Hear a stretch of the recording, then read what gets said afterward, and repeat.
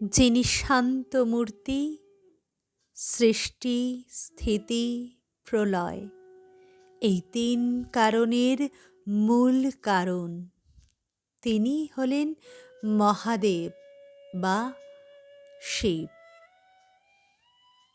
যখন জীবনের সব দরজা বন্ধ হয়ে আসে, যখন ব্যর্থতা, দুঃখ আর হতাশা মানুষকে ভেঙে দেয়, ঠিক তখনই শিবের করুণা নিঃশব্দে কাজ শুরু করে। মহাদেব শব্দে নয়, নীরবতার উত্তর দেন। তিনি পরীক্ষা নেন, কিন্তু কখনো পরিত্যাগ করেন না।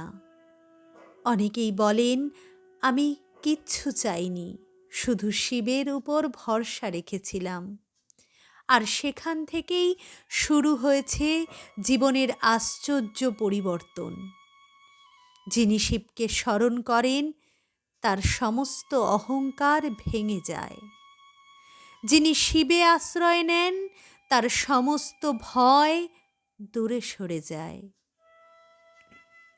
যিনি শিবের শরণ নেন, তার জীবন ধীরে ধীরে সঠিক পথে চলে আসে।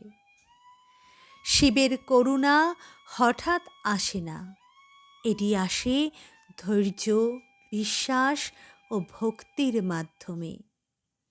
এই বিশ্বাসেই কখনো কখনো অসুখ সেরে যায়, কখনো কখনো হারানো শান্তি ফিরে আসে, আবার কখনো জীবনের সবচেয়ে বড় সমস্যার সমাধান অদৃশ্যভাবে হয়ে যায়। শিব আমাদের শেখান, সব হারিয়ে গেলেও নিজেকে হারিও না, কারণ যে নিজেকে জয় করতে পারে, সেই শিবের অপার করুণা পায়। তাই বলি, হে মহাদেব, আমাদের জীবনেও তোমার করুণার ছায়া এইভাবেই বর্ষিত করো। সকলের উপর তোমার আশীর্বাদের ছায়া যেন এইভাবেই থেকে যায়। রাধে রাধে।